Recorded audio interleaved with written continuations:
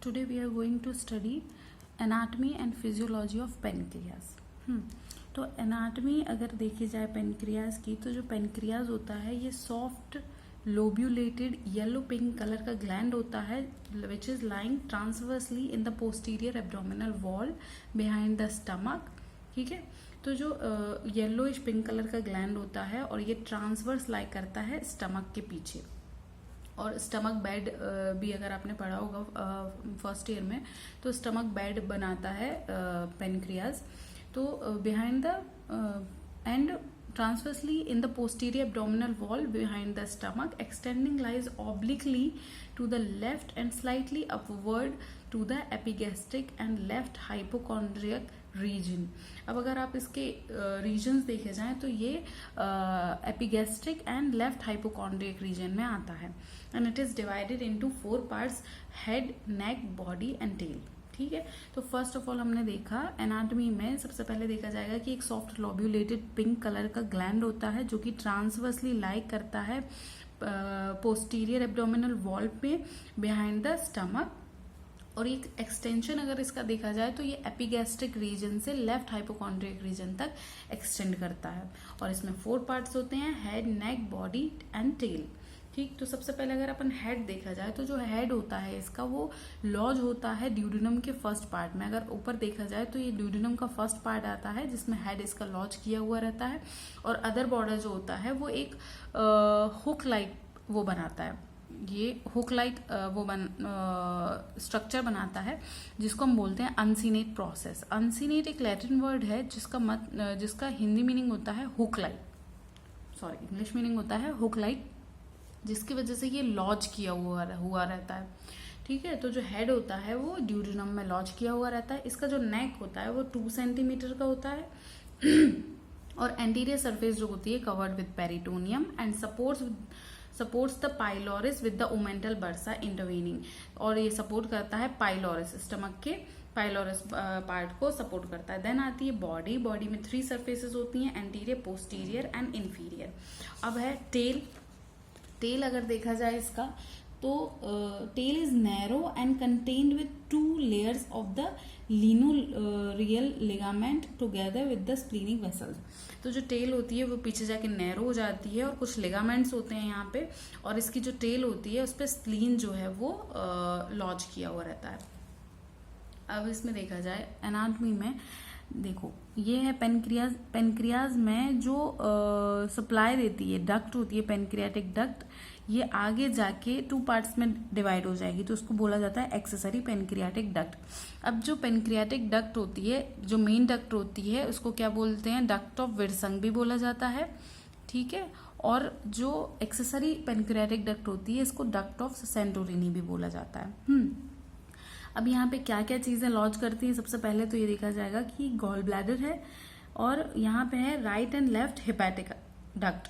तो hepatic ducts कहाँ से आ रही होती है? लिवर से, क्योंकि लिवर जो है बाइल को फॉर्म करता है और फिर right and left hepatic duct के थ्रू स्टोर कर देता है गॉल ब्लैडर में, और गॉल ब्लैडर से सिस्टिक डक्ट के थ्रू यहाँ से ये ड्यूडेनम में उसको सिक्रेट करता है.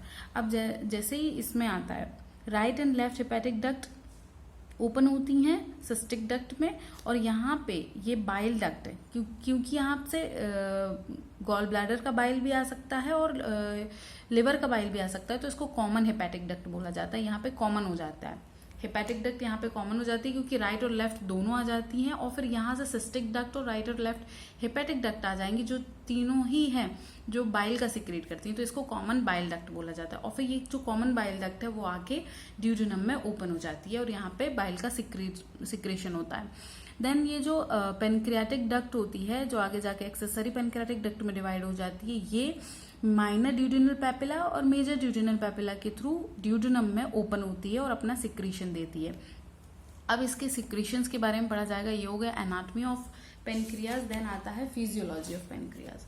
तो तो फिजियोलॉजी ऑफ पेनक्रियाज में देखा जाएगा, फिजियोलॉजी पेनक्रियाज क्योंकि एक ग्लैंड है तो ये सिक्रेशन देती है, और पेनक्रियाज एक ऐसी ग्लैंड है जो एक्सोक्राइन और एंडोक्राइन दोनों ही तरीके के सिक्रेशंस देती है।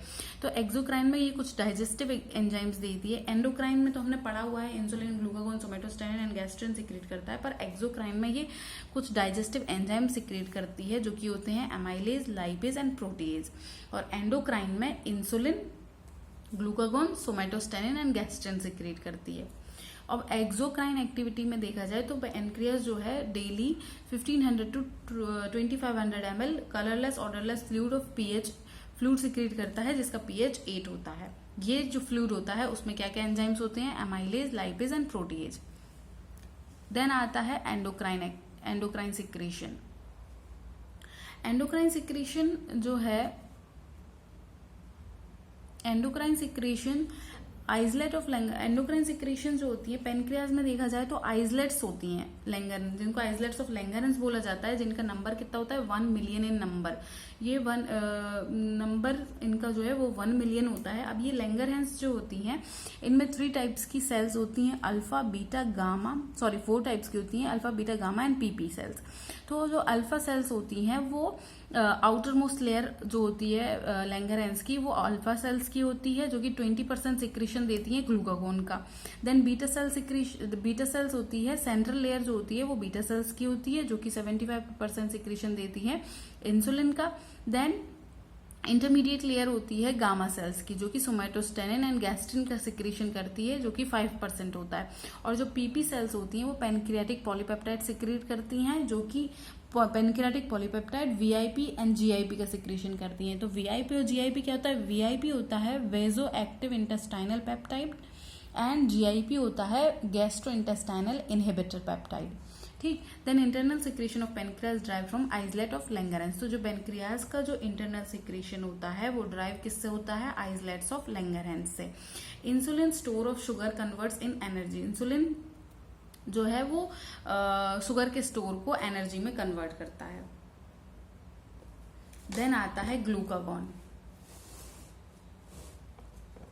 Glucagon stimulates hyperglycaemia. अब ग्लूकागॉन क्या करता है, ब्लड में ग्लूकोज का लेवल बढ़ा देता है। कैसे बढ़ाता है, by promoting breakdown of liver glycogen. Liver में जो ग्लाइकोजन होता है उसको ग्लूकोज में कन्वर्ट करके सर्कुलेशन में रिलीज करता है कौन, ग्लूकागॉन। देन आता है the effect on blood sugar provides release in insulin. अब ये जो है जैसे ही शुगर का लेवल जो है वो सर्कुलेशन में बढ़ जाता है, इंसुलिन का सिक्रेशन इंसुलिन जो है रिलीज होने लगता है। देन आता है glucagon inhibits exocrine secretion. Glucagon inhibits exocrine secretion. अब कौन कौन से एक्सोक्राइन सिक्रेशन को इनहिबिट करता है, गैस्ट्रिक एसिड सिक्रेशन को inhibit, gastric and intestinal motility को इनहिबिट करता है, और स्टिमुलेट करता है flow of bile and intestinal secretion. ठीक। इनहिबिट करता है गैस्ट्रिक एसिड सिक्रेशन को और इंटेस्टाइनल मोटिलिटी को, और स्टिमुलेट करता है flow of bile, intestinal secretion. Flow of bile को स्टिमुलेट करेगा और इंटेस्टाइनल का सिक्रेशन को स्टिमुलेट करेगा। अब ग्लूकागॉन जो होता है वो इंटेस्टाइनल म्यूकोसा के थ्रू भी सिक्रेट होता है, मतलब पैनक्रियास से तो सिक्रेट होता ही है लेकिन इंटेस्टाइनल म्यूकोसा से भी सिक्रेट होता है। देन आता है इंसुलिन। इंसुलिन क्या है, product of beta cells within the islet of Langerhans. Islet of Langerhans की बीटा सेल्स का प्रोडक्ट होता है insulin. Then the granules of beta cells represent the storage form of hormones. जो granules होते हैं beta cells के वो storage form में हार्मोन को रखते हैं। Then release of insulin by the beta cells controlled by alteration in the concentration of blood sugar level. जो इंसुलिन का जो रिलीज होता है वो किस पे डिपेंड करता है, concentration of blood sugar level. ठीक है, ब्लड में शुगर लेवल के कंसंट्रेशन पे डिपेंड करता है। इंक्रीज कंसंट्रेशन ऑफ शुगर, जैसे ही शुगर का कंसंट्रेशन ब्लड में बढ़ जाता है will cause increase circulating insulin. ठीक है, ब्लड में शुगर लेवल इंक्रीज होगा तो इंसुलिन सिक्रीट होने लगता है। In addition the hormone secretes also cause the release of insulin. Stimulation of vagus nerve has been shown to cause insulin release. जैसे ही ब्लड में शुगर का लेवल जो है वो बढ़ जाएगा तो वेगस नर्व स्टिमुलेशन देती है जिससे इंसुलिन का रिलीज होने लगता है, सिक्रेशन होने लगता है। Various hormones which increase blood sugar such as, और कुछ जो हार्मोन्स होते हैं जो कि ब्लड में शुगर का लेवल बढ़ाते हैं, जैसे कि growth hormones, glucocorticoids, thyroid hormone, और एपिनेफ्रिन जो होता है वो सेकेंडरीली इफेक्ट करता है, प्राइमरीली इफेक्ट नहीं करता है इंसुलिन के सिक्रेशन पे। देन आता है insulin promotes the transfer of glucose and other sugars across the cell membrane. अब इंसुलिन के फंक्शंस अगर आप देखें तो एक तो ब्लड में शुगर लेवल को वो मेंटेन कर रहा है, दूसरा क्या करता है, ये transfer of glucose and other sugar, ये इंसुलिन जो होता है वो अदर ग्लूकोज को अदर सेल मेम्ब्रेन्स तक लेके जाता है, ठीक। देन आता है transfer of sugar into muscles. अब कौन कौन सी सेल्स, जैसे कि transfer of sugar into muscle cells, fibroblast and adipose tissue require insulin, ठीक है। ये जो सारी सेल्स होती हैं, muscle cells, fibroblast, adipose tissue, ये इंसुलिन की रिक्वायरमेंट होती है इनको। तो यहाँ तक शुगर के मॉलिक्यूल को ट्रांसफर कौन कराता है, insulin. Insulin plays a major role in the conversion of glucose into glycogen in the liver. Insulin क्या करता है, लिवर में प्रेजेंट ग्लाइकोजन को ग्लूकोज में कन्वर्ट करता है। Then pancreatic polypeptide, pancreatic polypeptide क्या करता है, release by vagal stimulation. Pancreatic polypeptide जो होता है वो वेगल स्टिमुलेशन से रिलीज होता है, and it provides an important inhibitory control of exocrine secretion of pancreas. और ये जो होता है वो पेनक्रियाज के पेनक्रियाटिक पॉलीपेप्टाइड पेनक्रियाज के एक्सोक्राइन सिक्रेशन को इनहिबिट करने का काम करता है।